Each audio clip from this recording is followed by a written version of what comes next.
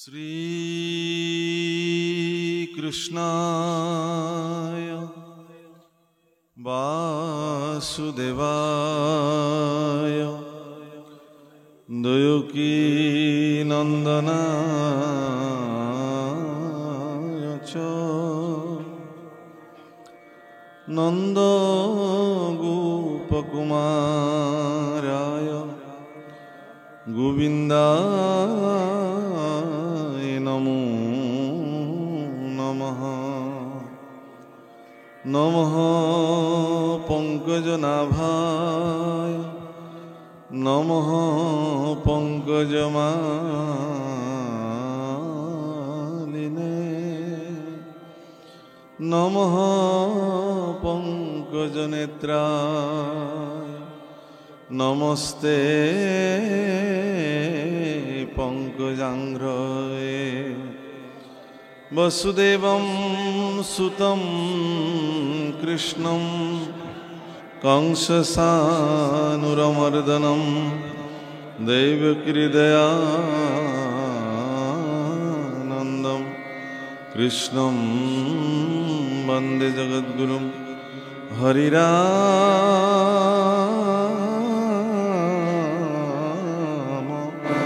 Rama Rama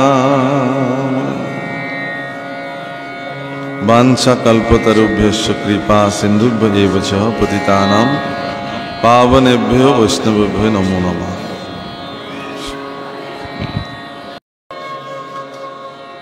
Nigodoti samahu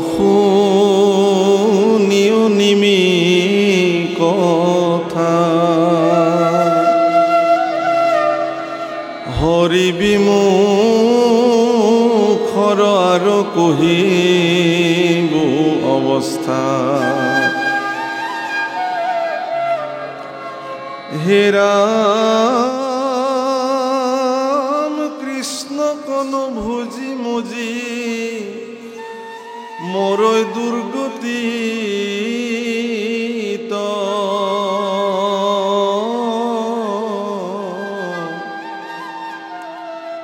Hanse moha jatona apuni viporita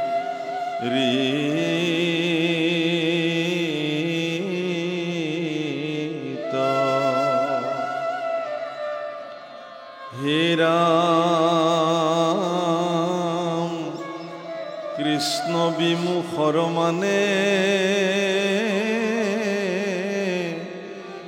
Janiba khoi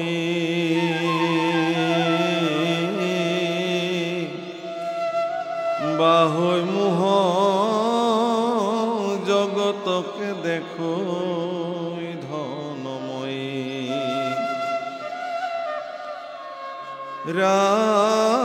Ram stri modhya mankhotoya Kulahoi moti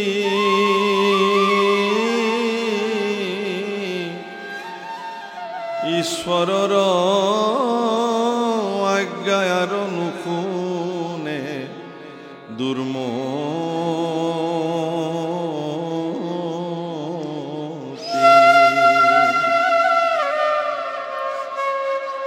Mor param bhakti bhajan Shrimanta Sankardev সংঘৰ নাৰায়ণপুৰৰ সমীপৱৰ্তী বাগিচা প্ৰাথমিক শাখাৰ বাপসকল আইসকলে আয়োজন কৰা শ্ৰীমদ ভাগৱত পাঠ আৰু ব্যাখ্যা অনুষ্ঠানৰ সমূহ ভক্তপ্ৰাণ বাপসকল আইসকল জয় জয়তে আমি অভাজনে আপোনাসক সমস্তৰে শ্ৰীচৰণত কৌটি কৌটি প্ৰণিপাত নিবেদন কৰিলোঁ আৰু আপোনাক সবে যি দায়িত্ব এই অভাজনক ন্যস্ত কৰিছে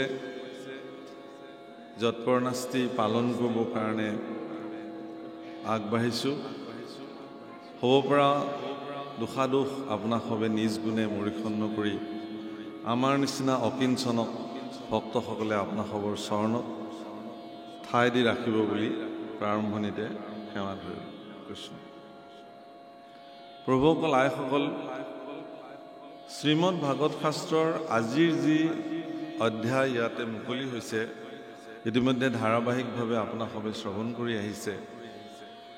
একাদশ স্কন্ধৰ অন্তৰ্গত নিমি নৱসিদ্ধ সংবাদ, আৰু এই নিমি নৱসিদ্ধ সংবাদৰ আজিৰ অধ্যায় হ'ল ভগৱানৰ মূৰ্তি আৰু নাম গঠন।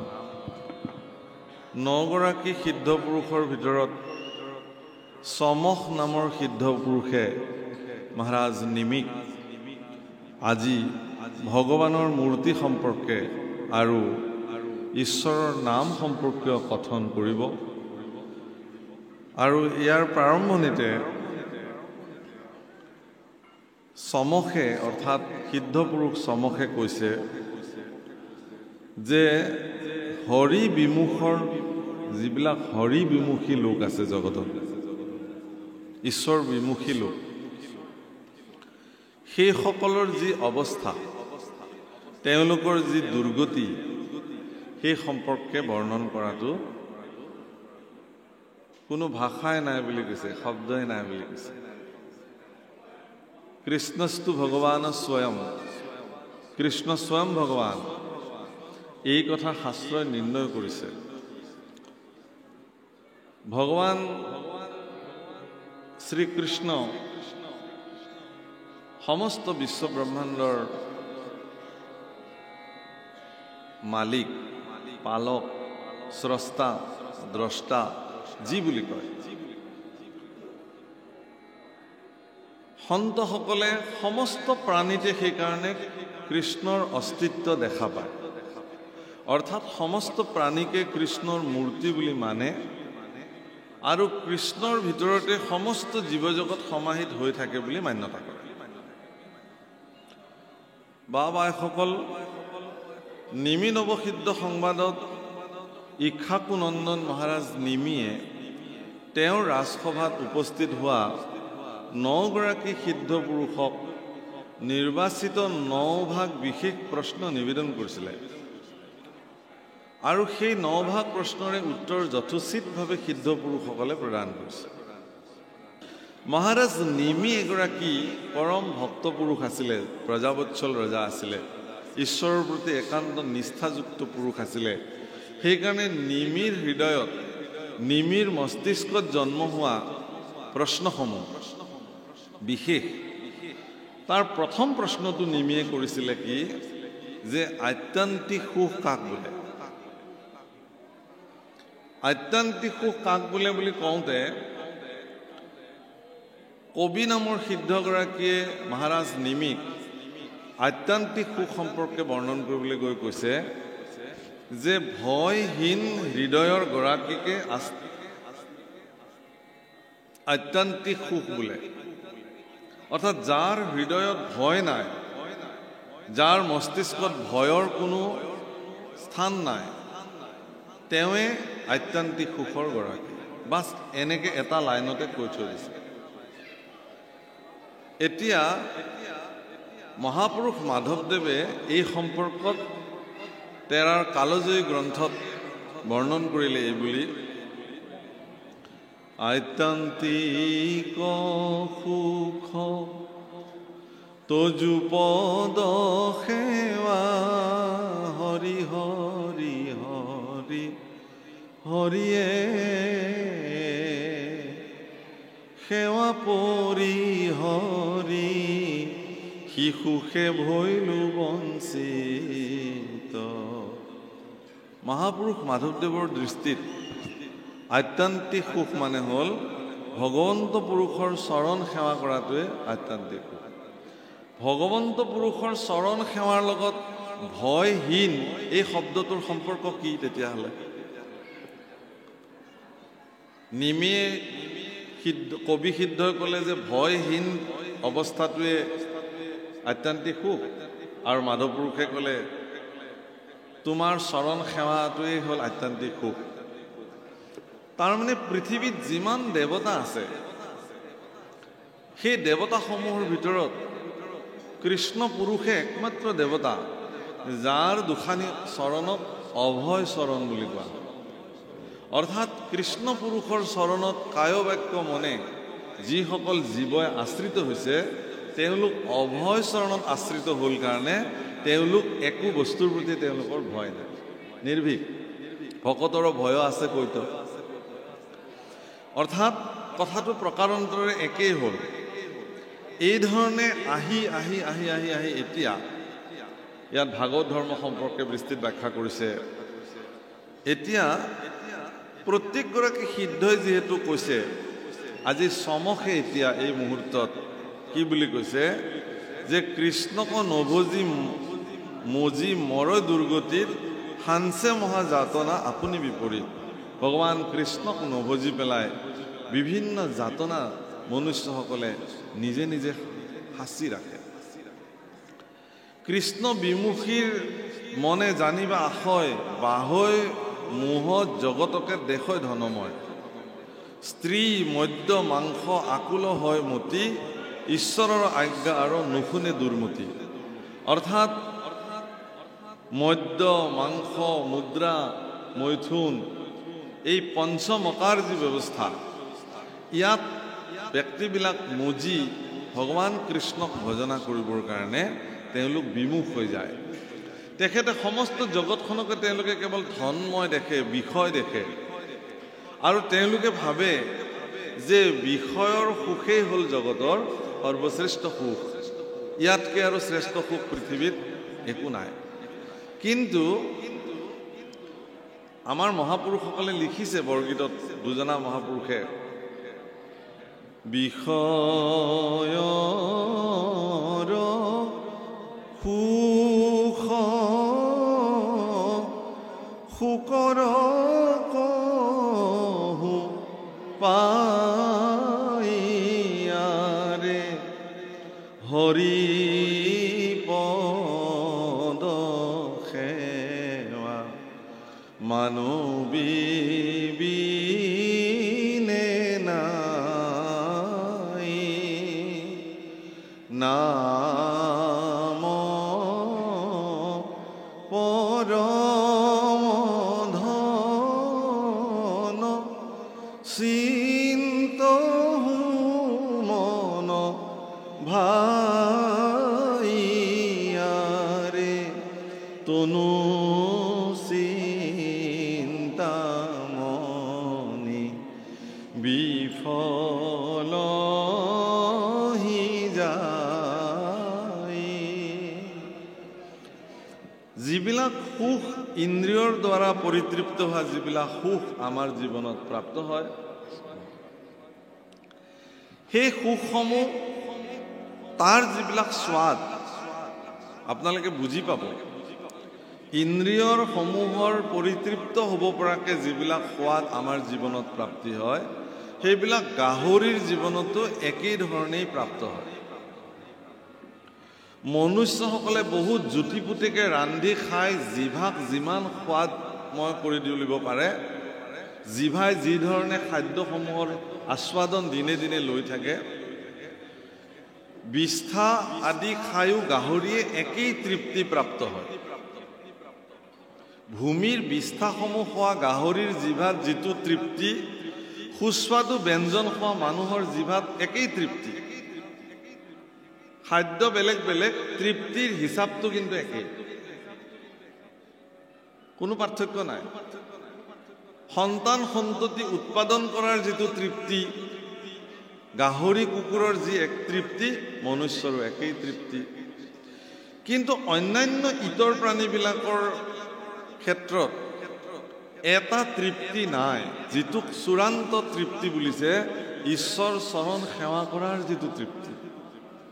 ভগৱন্ত পুৰুষৰ দুখানি অভয় চৰণত কায় বাক্য মনে সুদৃঢ় বিশ্বাসে সত্যে সত্যে সত্যে আত্মসমৰ্পিত হোৱাৰ যিটো তৃপ্তি, সেই তৃপ্তি গৰু কুকুৰ শিয়াল গাহৰি চৰাই চিৰিকটি মৎস্য কুৰ্ম এইবিলাকে নাপায়। তেওঁলোকৰ জীৱনত এই সুযোগটো নাই। তো এই সুযোগ কাৰ কাৰণে? হৰিৰ সেৱাৰ যোগ্য কেৱলে মনুষ্যতনো জানি পুৰা হৰিগুণ গায়। কিন্তু আমিবিলাকে ইন্দ্ৰিয়সমূহৰ পৰিতৃপ্তিৰ অৰ্থে যিমান প্ৰযত্ন আৰু প্ৰয়াস কৰোঁ, যি প্ৰবন্ধ কৰোঁ, ঈশ্বৰ সেৱাৰ অৰ্থে সিমান প্ৰবন্ধ আমি নকৰোঁ, কৰিবলৈ আমি অপৰাগ হৈ যাওঁ। আমাৰ গোৱালপৰীয়া ভাষাত প্ৰতিমা পাণ্ডে বৰুৱাই খুব ধুনীয়াকৈ গাইছে, একবাৰ হৰি বল মন ৰচনা, মানৱ দেহের গৈরব কৈরনা। একবার হরি বলো মন রসনা, আরে মানব দেহের গৈরব কৈরনা। মানব দেহা মাতিরর ভান্ড, ভাঙিলে হবে খন্দর খন্দ। ভাঙিলে দেহা জোড়া মিলবে না। ওই একবার হরি বলো মন বাড়ে বার, বেলা ডুবিলে হবে অন্ধকার। বেলা ডুবিলে হবে রাত্রি, সঙ্গে নাই তোর সঙ্গের সাথী। সঙ্গের সাথী কেউ তোর হবে না। ওই একবার হরি বলো মন রসনা, মানব দেহের গৈরব কৈরনা। এবাৰ মাত্ৰ হৰি বোলা, হে ৰচনা, ৰচনা মানে জিভা, হে জিভা তুমি এবাৰ মাত্ৰ হৰি বুলি চোৱাচোন। তোমাৰ এবাৰ মাত্ৰ তুমি কৃষ্ণ বুলি চোৱা, এবাৰ মাত্ৰ তুমি ৰাম বুলি চোৱা, এবাৰ মাত্ৰ তুমি গোবিন্দ উচ্চাৰণ কৰি তুমি তৃপ্তি লভা। দেখিবা যে অন্যত্ৰ ৰসত ৰতি নাই। অন্য ৰসৰ প্ৰতি থকা তোমাৰ যে তৃপ্তি, তোমাৰ যে তাৰণা, তোমাৰ যে আকৰ্ষণ, এই সকলো বিনষ্ট হৈ যাব। ৰাম নামৰ ৰসৰ অমৃত ইমানেই সুস্বাদু যে এবাৰ যদি কোনো মনুষ্যই অন্তঃকৰণে জিভাত ৰাম নামৰ আস্বাদন, অমৃত সম আস্বাদন এবাৰ যদি কৰিলে, তেওঁ আৰু কোনো অন্য ৰসে তেওঁক আপ্লুত কৰিব নোৱাৰে। সেয়েহে হে প্ৰভুসকল, ইন্দ্ৰিয় পৰিগ্ৰহ, ইন্দ্ৰিয় তৃপ্তিৰ কাৰণে আমি যিমানবিলাক কৰ্ম সাধনা কৰোঁ জীৱনত, সেই কৰ্মসমূহ আপোনাৰ অন্যান্য জন্মতো আপুনি পাই আহিছে, লভি আহিছে। কিন্তু মনুষ্যসকলক ভগৱন্ত পুৰুষে স্বৰূপাৰ্থত নিজৰ স্বৰূপ দৰ্শন কৰিবৰ কাৰণে মানুহ নামৰ জীৱটোক সৃষ্টি কৰিছে, অমৃত সন্তান, যাতে ঈশ্বৰৰ স্বৰূপ মানুহতে দেখিব পাৰে তেওঁ। সেইকাৰণে হৰিক ভুজিয়া আপুনি হোৱন্ত হৰি, মনুষ্যসকলে হৰিক ভুজি নিজে ঈশ্বৰ হ'ব পাৰে। ইয়াৰ তাৎপৰ্য এইটোৱেই। কিন্তু আমিবিলাকে যদি মদ্য, মাংস, স্ত্ৰী, বিষয়, বাসনা, সুখতে তাতেই মজি থাকি হৰিৰ সেৱাৰ পৰা নিজক বঞ্চিত কৰি ৰাখোঁ, তেতিয়াহ'লে মনুষ্য জীৱনৰ কোনো কাৰণত সাৰ্থক নহয়। বেলা ডুবিলে হৌবেৰে ৰাত্ৰি, বেলা ডুবিলে মানে সূৰ্য যেতিয়া অস্তাচলত যাব অন্ধকাৰ হয়। মোৰো এই জীৱনৰ আয়ুস ৰেখা যিদিনাখন অস্তাচলৰ ফালে যেতিয়া গতি কৰিব, মই তেতিয়া অনুভৱ কৰিম যে যি কৰ্ম মই কুমাৰ কালতে কৰিব লাগিছিল, যি কৰ্ম মই শৈশৱ কালতে সম্পাদিত কৰিব লাগিছিল, সেই কৰ্ম মই বৃদ্ধ কালতো সঠিকভাৱে সম্পাদিত কৰিব পৰা নাই। শিশুকালটো উমলোতে গুচি গ'ল।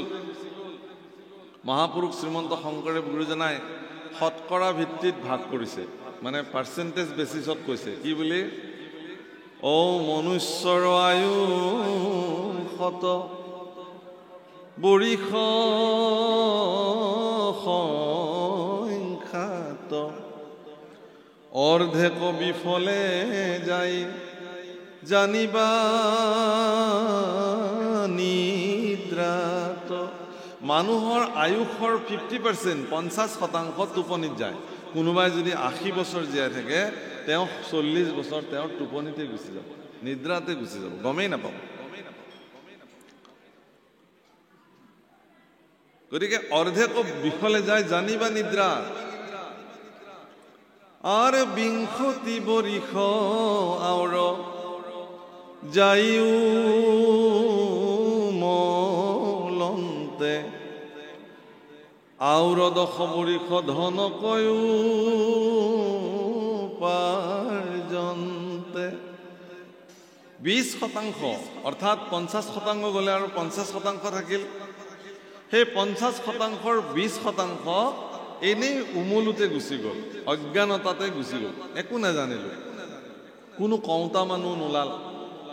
মোৰ পিতৃয়ে হয়তো মোক নকলে, মোৰ আয়েও হয়তো মোক নকলে, কোনো সজ্জন বা গুৰুজনেও মোক দেখুৱাই নিদিলে, যোৱা তুমি নামঘৰলৈ যোৱা তুমি ঈশ্বৰক ভজনা কৰা, যোৱা তুমি ভগৱন্ত পুৰুষৰ চৰণত নিজক সমৰ্পিত কৰা, বাচা জীৱনৰ দৈনন্দিন জীৱনৰ প্ৰত্যেকটো কাম তুমি ভগৱানক স্মৰণ কৰি কৰা, তেওঁৰ আজ্ঞাবহ ভৃত্য হিচাপে তুমি তোমাৰ জীৱনক চলাই লৈ যোৱা। এনেকৈ মোক কোনেও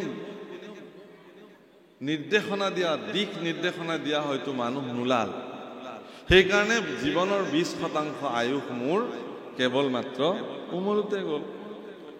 তাৰে 10% ধন আদি উপাৰ্জন কৰোঁতে গুচি গ'ল। মহাপুৰুষ গুৰুজনা যদি আজিৰ তাৰিখত থাকিলহেঁতেন এই পাৰ্চেণ্টেজটো অকণমান বঢ়ালে হয় কি জানো, এইটো প্ৰায় 30% মান কৰি দিলেহেঁতেন। একদম আলৰ বৃদ্ধলৈকেও এতিয়া আমাৰ ভকতে কেৱল ধন আৰু ধন লাগে এইটোৰ চিন্তাতে মজি থাকে।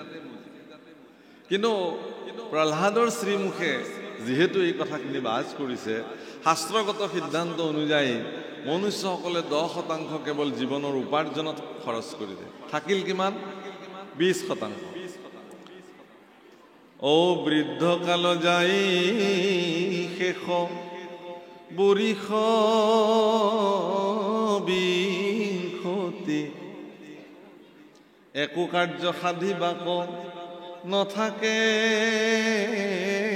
শকতি। গতিকে শেষৰ যিটো বৃদ্ধকাল হ'ল, ভালকৈ চকুৰে নমনা হ'ল, খোজ কাঢ়িব নোৱাৰা হ'ল, বাহুবল পৰাক্ৰম নাইকিয়া হৈ গ'ল, চিন্তা শক্তিও কমি আহিলে, তেতিয়া আৰু তেওঁ কোনো ধৰণৰ সঠিক কাৰ্য সম্পাদিত কৰিবৰ কাৰণে সামৰ্থ্যৱান হৈ নাথাকিল। বিভিন্ন চিন্তা চৰ্চাই বৃদ্ধকালত তেওঁক জুমুৰ দি ধৰিলে। কি কৰিলোঁ,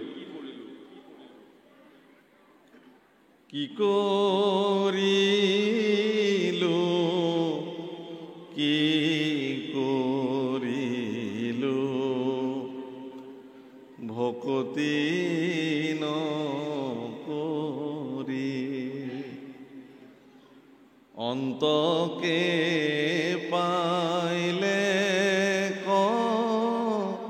হৰি ৰক্ষা কৰা, অন্তক পাইলে আশী ৰক্ষা কৰা হৰি। হে ভগৱান, কি কৰিলোঁ?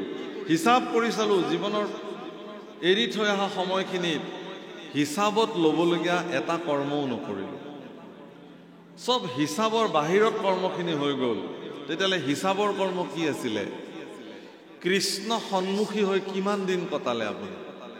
আপোনাৰ আয়ুস যদি 100 বছৰ হয়, 100 বছৰত কিমান বছৰ আপুনি কৃষ্ণ সন্মুখী হৈ থাকিল?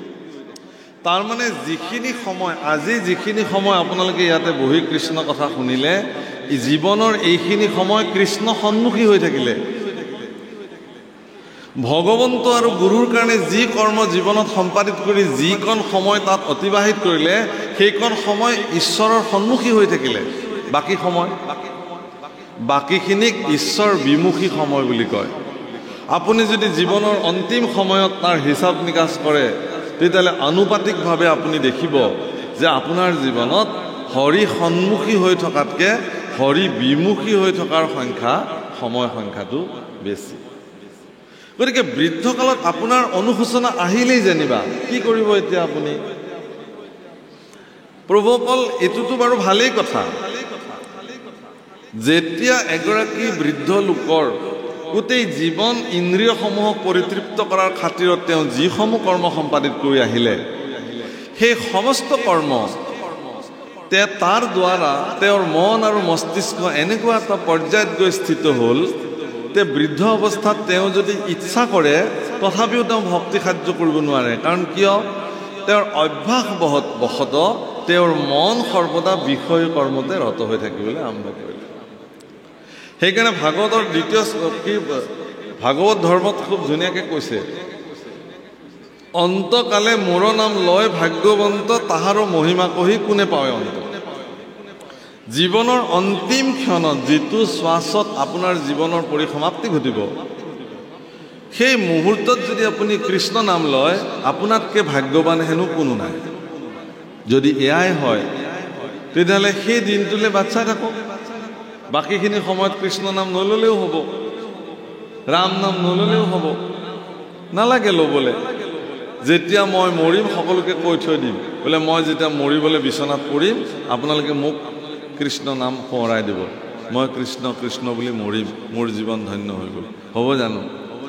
এইকাৰণেই নহয় যে কোনেও নাজানে কাৰ অন্তকাল কেতিয়া আৰু ক'ত হয়, আৰু সেইখিনি সময়ত মোৰ মন মস্তিষ্ক কৃষ্ণ নাম ল'বৰ কাৰণে মোৰ শৰীৰ সঠিকাৰ্থত সামৰ্থ্যৱান হৈ থাকে নে নাথাকে তাৰ কোনেও নাজানে। এতেকে নিৰন্তৰে বোলা ৰাম ৰাম, নিৰন্তৰে বোলা ৰাম ৰাম, নিৰন্তৰে বোলা ৰাম।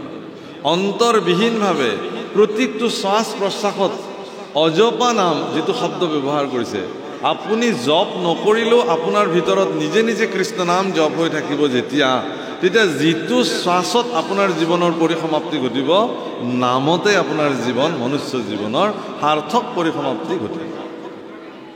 সেইকাৰণে ইয়াতে কৈছে যে দিনে ৰাতিয়ে চিন্তে মনে নানা মনোৰথ, আগতে নেদেখে হৰি ভকতিৰ পথ। দিনে ৰাতিয়ে কেৱল অন্যান্য পন্থৰ কথা চিন্তা কৰে, সন্মুখতে হৰি ভক্তি বিদ্যমান হৈ আছে, হৰিক ভজনা কৰাৰ পথ তেওঁলোকৰ জীৱনত তেওঁলোকে নেদেখে। হীৰা